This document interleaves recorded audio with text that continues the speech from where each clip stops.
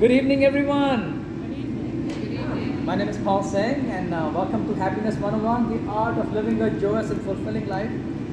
Don't go by my mood, I'm always mad. All right, so I'll give you a little bit about my background. Can you all hear me? Yes. Okay. The music.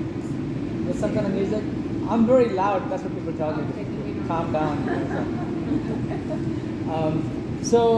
My background, I am a retired federal employee. When I retired about 7 years ago, I wanted to do something that was, because I realized the biggest currency in my life was not the money, because I had a nice paycheck coming in or pension check coming in. So what was important to me was the time left on this planet. And I wanted to make that time as joyous and fulfilling as possible. So I decided, well, what can I do to make this time as joyous and fulfilling? And I came up with some ideas and some things, and I did a lot of research. And I studied a gentleman, a professor, a doctor from Harvard. His name is Atal Ben Shar. Some of you may have heard his name.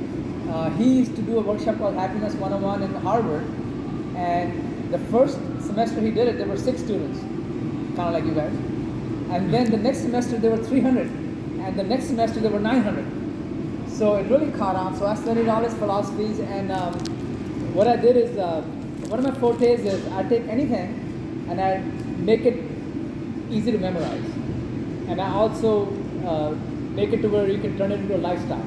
So I took a lot of his philosophies, added some of my own, and I made it easy to memorize and how to turn it into a lifestyle.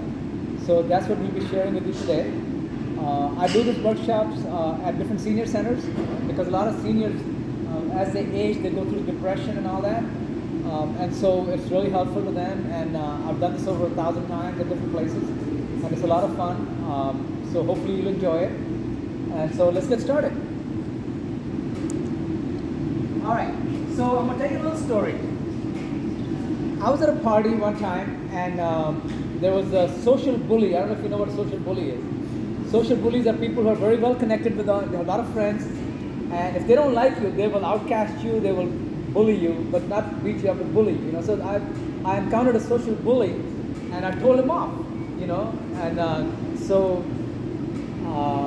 he got me thrown out of the party. Not thrown out, but he had talked to the guy who was hosting the party, and I was asked to leave, which was kind of embarrassing for me and my family.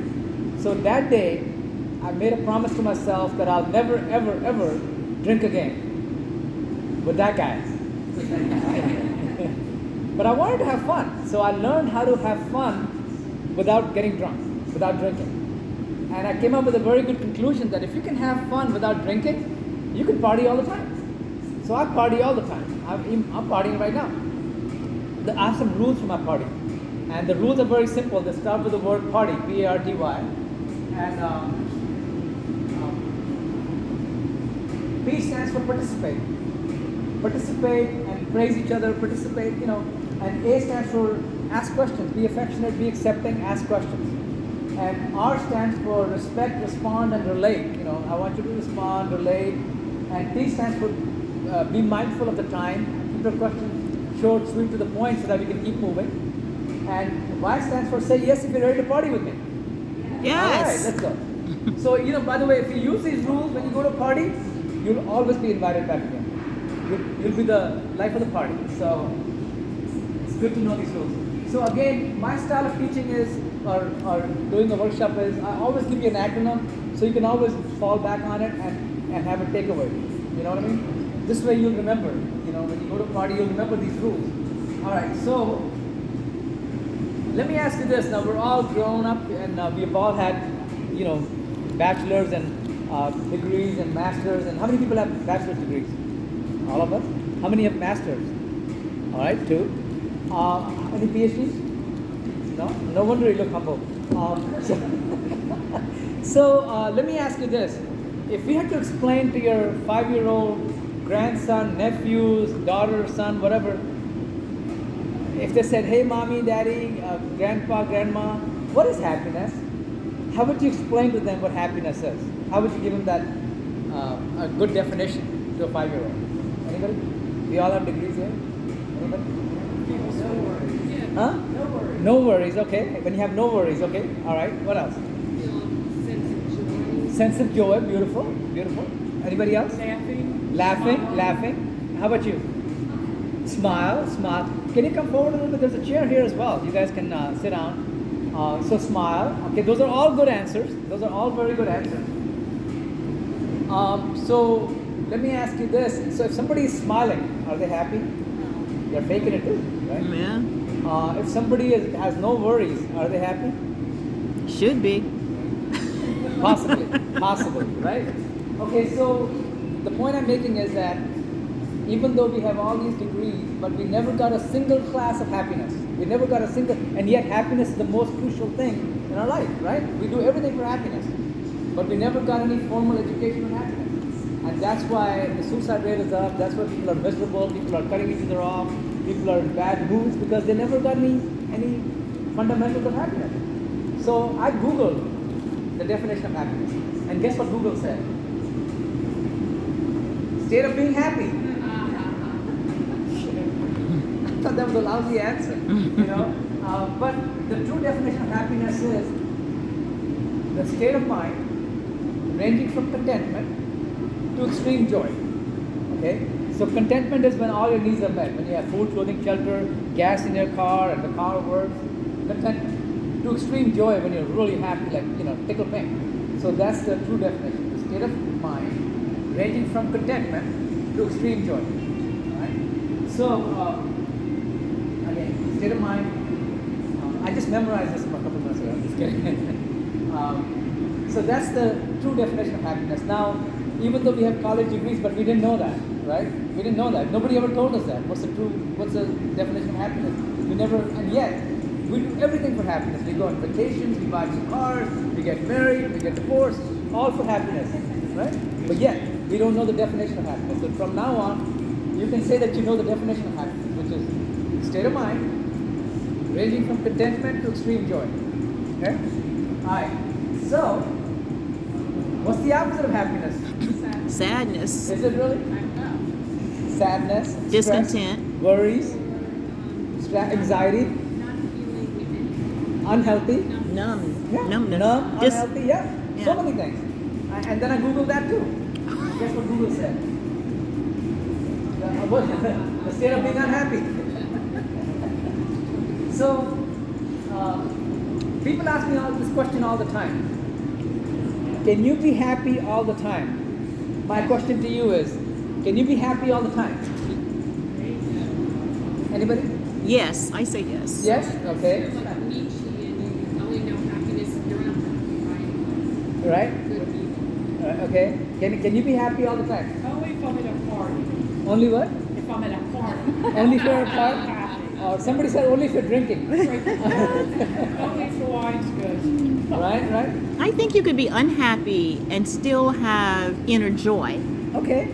You know, not Right. ha ha ha ha kind of happy, but still at peace with yourself. Peace with yourself. Good. And good. so you have a sense of joy. So If not I looked up Tal Ben-Shah's teachings, who's a Harvard professor, and he says you can't be happy all the time. But I beg to differ.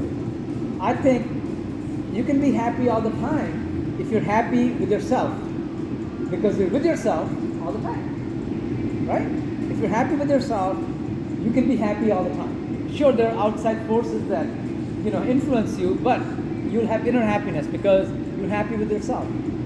So that's the difference that I came up with over doing this workshop so many times.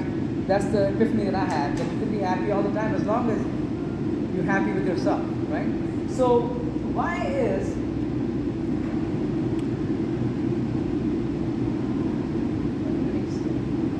happiness so important? Why is happiness so important? Why are we always chasing happiness? Yet we don't know what the definition of happiness is, but we're chasing it all the time. Why is happiness so important? Makes life worthwhile. Makes life worthwhile. Beautiful answer. What else?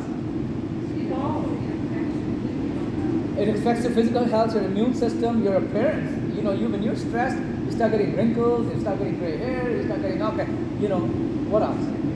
It's an energy, I think, you get, It's energy. Yeah, it's energy. That's And- happy and gray. People like to That's be happy around gray. happy people.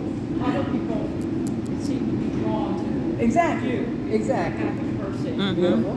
They like being around you. Exactly. Something negative. Exactly. Force What else? It's the energy. You look better. You do. Everything is better. I'll tell you the reason I do this class. I'm not getting paid for this, by the way. But the reason I do this class is because all it takes is one unhappy, powerful person, and the whole world is miserable because of it. Think about that. And there's so many examples. Okay, look at that Korean leader, the North Korean dictator, Kim Jong-un. One unhappy person, and yet the whole world is preparing for it. They're building missiles. They're building all kinds of defense mechanisms to defend against it. Just one unhappy person. So it's to our benefit to pray for the happiness of the whole world, even to your enemies. Like I pray for the happiness of my enemies. You know, I know it sounds really bizarre, but I pray for the happiness of my enemies because if they're happy, they'll leave me alone. Right? They'll leave me alone because if they're happy, they won't bother me. So I pray for the happiness of everybody. So that's why I do this workshop, because to me, it's so important for everybody to be happy, for this world to be a better place. You know, look at some unhappy people who took down the towers and this and that. Look at how much loss we had because of some unhappy people, right? So it's very crucial to want happiness of everybody. Usually we say, as long as my family, even when we pray, we say, we pray God that my family and my relatives are all happy and healthy. No, you pray that the whole world is happy and healthy because everybody affects everybody. It's such a small world now. All right, so happiness is important because it gives you more energy, zest for life, better immune system, better relationship, better performance, better sleep, longevity, brain health, less stress, less fatigue, more friends, better overall life. Let me ask you a question. What if I gave you a choice to say that you can win a $100 million lottery and have a hard time falling asleep at night and be miserable and scared of all your friends and relatives, or be content and have all these? Which one would you pick?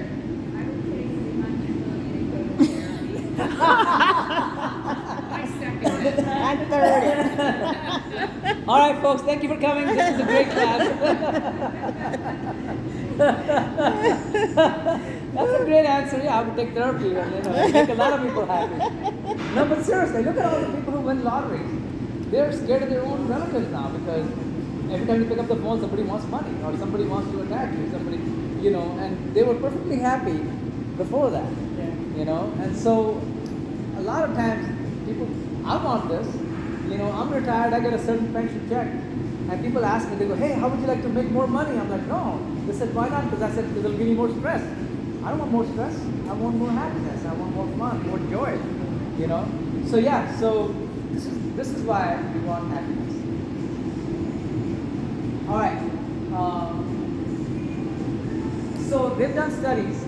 Tal Ben-Shahar and all the other people, they've done a lot of studies and they found that people who are happy all the time have certain habits that bring them long-term sustainable happiness. See, you don't want peaks and valleys.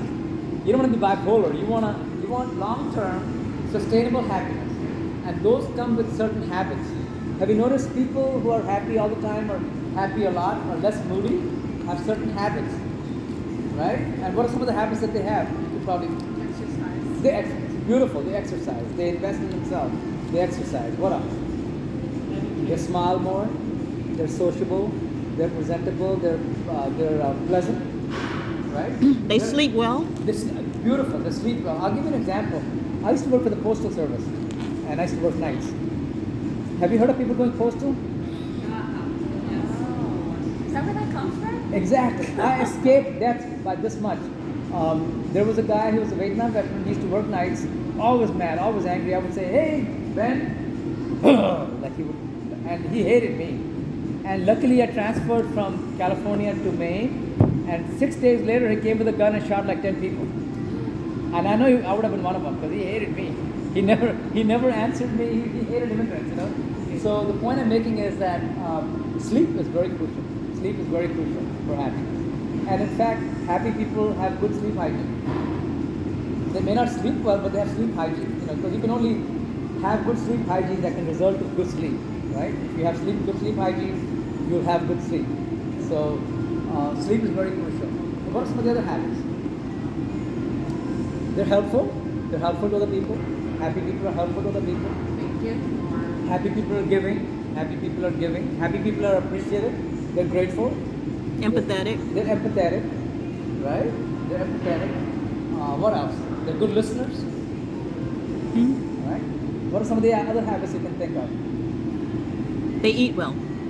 They take care of their Diet. health, their diet, they have good diet, right? They have good diet. How is giving more, like you said, how is giving more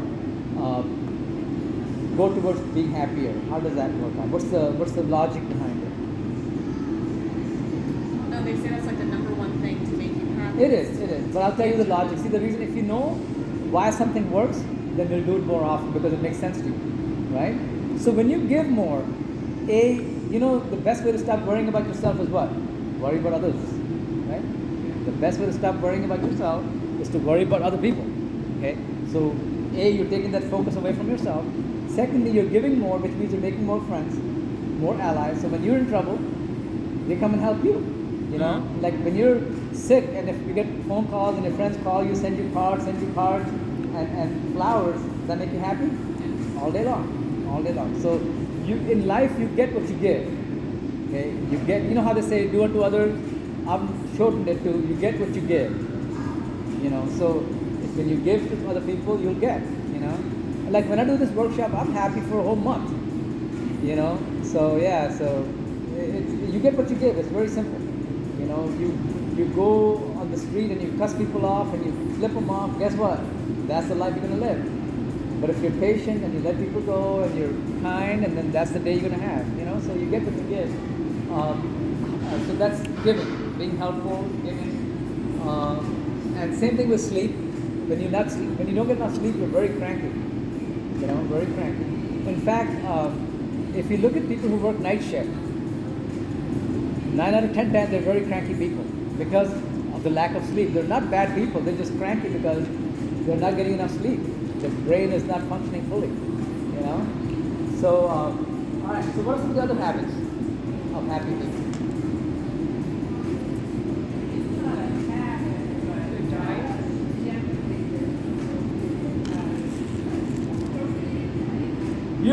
Beautiful. Having a purpose in life is very crucial. Once you find your purpose, you're more in line with your flow. You're in flow. You're in zone. I'll give you an example. Like, let's say you get up in the morning and you have no clue where you're gonna go. You just get in the car. How productive will be your day? Not very, right? Not very. Yeah, zero. But if you know where you're gonna go, you've already done the GPS on it. You're already on it. You can have a more productive day. Similarly, we go through life. I see a lot of people who have no clue what their purpose is. So one of the workshops I do under Happiness 101 is how to find your purpose. I talk about that. So if I ever come back and you might want to sign up so that we can talk about how to find your purpose. Today, one of the subsets I'm going to do is how to turn your problems into a gift. Okay. One of the fundamental welcome, sir. One of the fundamental one of the keys to happiness is people who are happy all the time. They know how to turn their problems into a gift. If you could turn your problems into a gift, would you be happier? All day long, right? I mean, think about it. A guy asked me one time, he says, Paul, you seem to be pretty smart. How can I make more money? He asked me that. I said, first of all, you're asking the wrong person because I don't have that much money, but I'm just content. But I asked him one question. I said, okay, if you want to make more money, tell me what your biggest problem is. And he had no clue. So I said, that's why you're not rich. Because what you do is you find your biggest problem, you solve that problem for yourself, and then you solve it for other people. Because chances are that if you have that problem as a big problem, other people have it too. So if you can go around solving problems for other people, you'll be rich. And that's what Bill Gates did, that's what Steve Jobs did, that's what Jeff Bezos did, that's what Elon Musk is doing. And they're billionaires because they figure out what their problem is and then they solve it for other people. And they're rich. So being able to turn your problems into a gift is a way to be happy. All right. So before I said, if you want to be happy with yourself. So how can you be more happy with yourself? You have to like yourself more.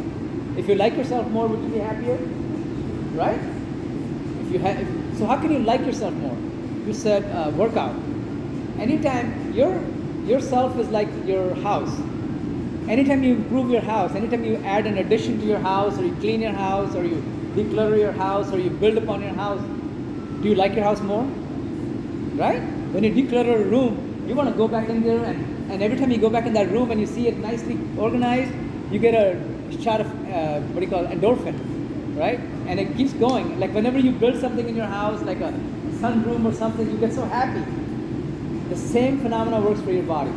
Anytime you improve yourself by working out, building muscles, by learning something new, by learning a magic trick, but anytime you improve yourself in any way, shape, or form, your self-esteem goes up. And when your self-esteem goes up, you like yourself more. And when you like yourself more, you'll be happier.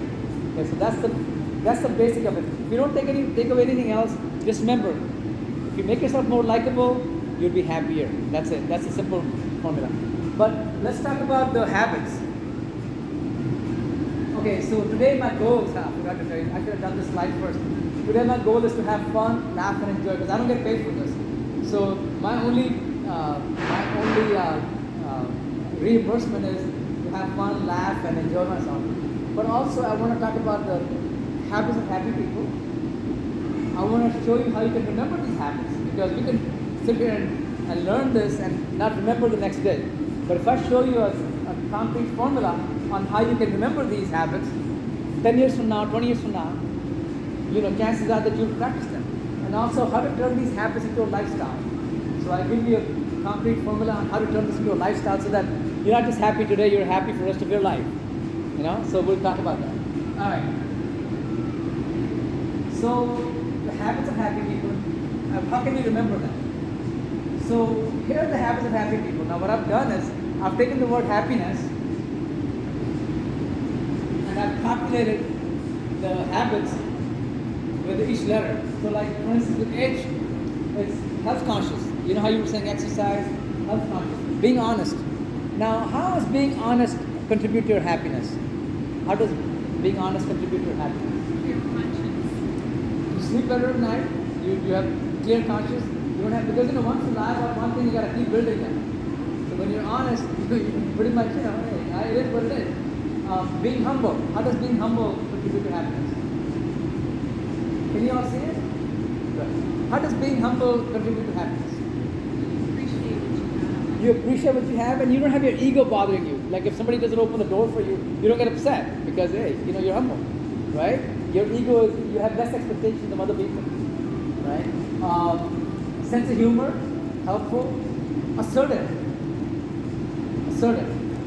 Being assertive will preserve your happiness. A lot of times people let you step on themselves all over, all the time, and then all of a sudden they don't respect themselves because everybody else disrespects you. So being assertive is another key of happiness. Being adaptable. Have you ever noticed some immigrants who come to America and then they go, oh, in my country, I was a doctor, but here I drive a cab, and they keep talking about how well they were in their country, and you want to say like, why don't you go back? Why are you here? They're not adaptable, see? You want to be adaptable so that no matter what happens, because things can change overnight. Look at COVID. All the rules changed. Everything changed because of COVID.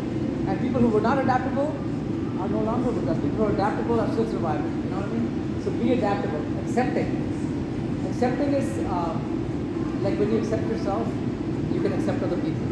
Accepting is the same thing as forgiving. Like being forgiving is one of the keys to happiness. A lot of people can't forgive.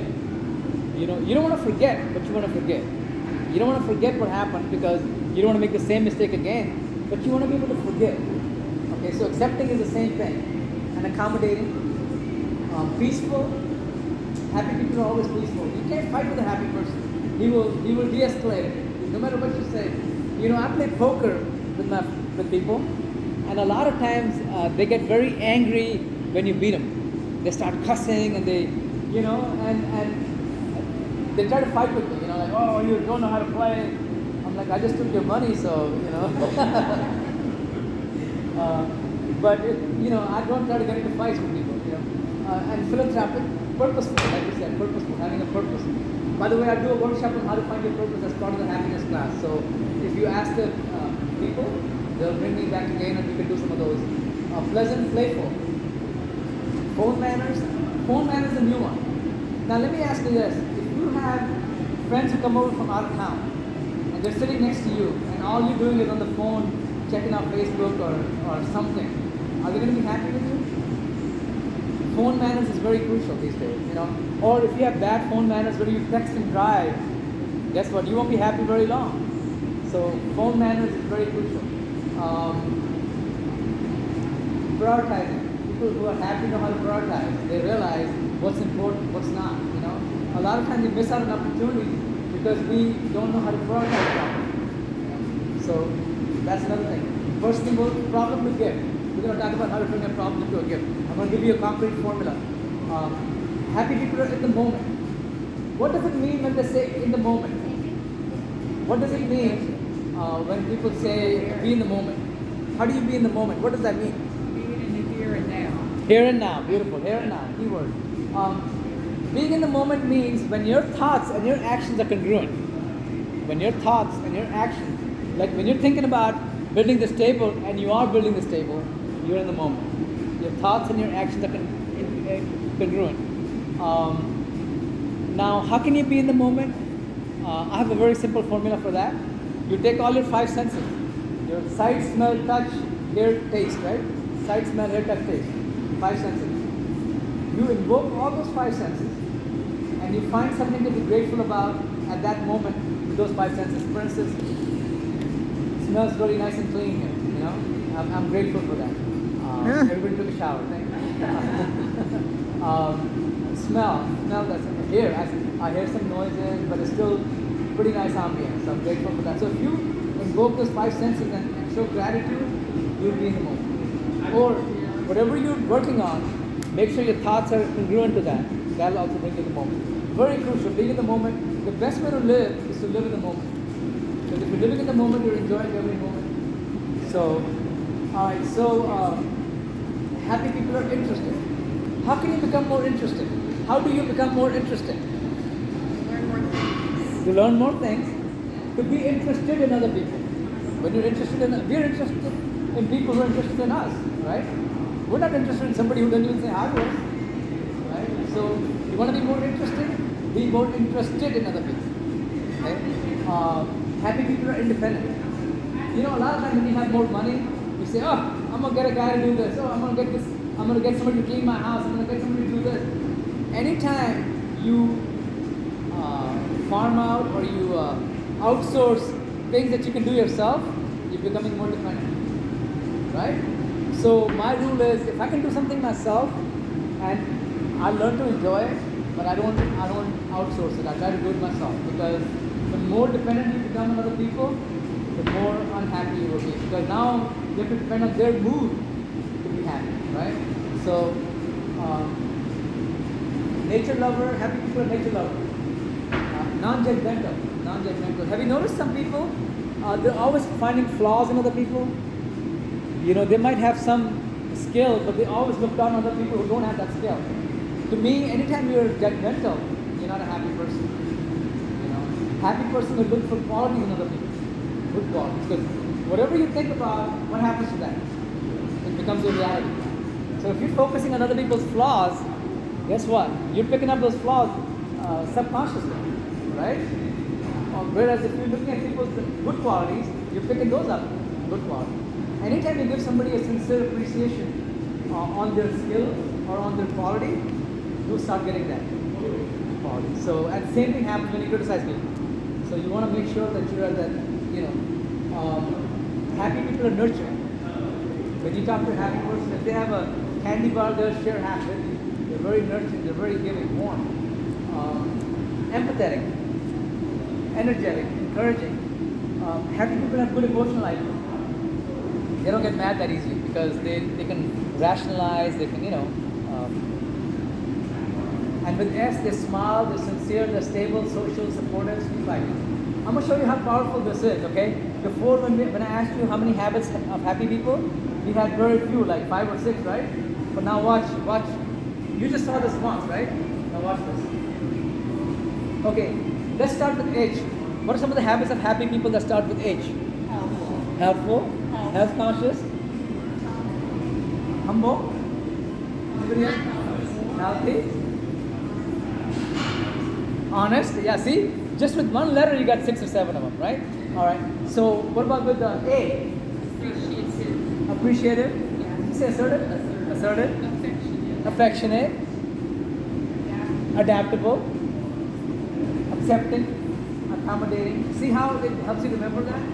All right, and so let's go with P. Purposeful. Purposeful, Positive. positive, playful, Peaceful. peaceful, philanthropic, prioritize. Beautiful, beautiful. See how that works? It helps you remember. Problem to gift. Happy people know how to turn their problem into a gift. Right? Okay, so let's go with I. In the moment, Independent. independent, Interested. interested. Okay, let's go with N. Nurturing. Nurturing, Nice. nice, non-judgmental, nature lover. All right. How about E? Lots of E. Empathetic. Huh? Empathetic. Empathetic, yes. Empathetic. Energy manager, good energy manager. Here's the thing, as you get older, you need to realize that you have to manage your energy. Like there are certain times when you need a lot of energy. There are certain times you don't need as much energy. In fact, if you reverse that, you'll be in trouble. For instance, if at 11 o'clock at night and you got all this energy from drinking caffeine, but guess what? Not only you're not going to sleep well at night, you're going to ruin the next day too, right? Similarly, if you have less energy in the morning, you're going to have a lousy day. So you want to know how to manage that energy in a proper way. Energy manager. Empathetic, energetic, enthusiastic, all those, right? What about S? Smile. Smile, stable, social, sympathetic, right? Sincere, you know. So all those have it. So that's how you remember them. All right. So supportive. Feel free to take a picture of this if you want. That way you can, if you have your cell phone, you can take a picture of this, and that way you can, tap into it. I'll keep it up for a couple seconds. So if you want to take a picture of it, you can. Because this will help you make it into a lifestyle, because if you do it every day. All right. So this is how you remember. Everybody got it? Yeah. Okay. So now that we know what the Mom. habits are, how do we make it into a lifestyle? Oh, you're still taking it?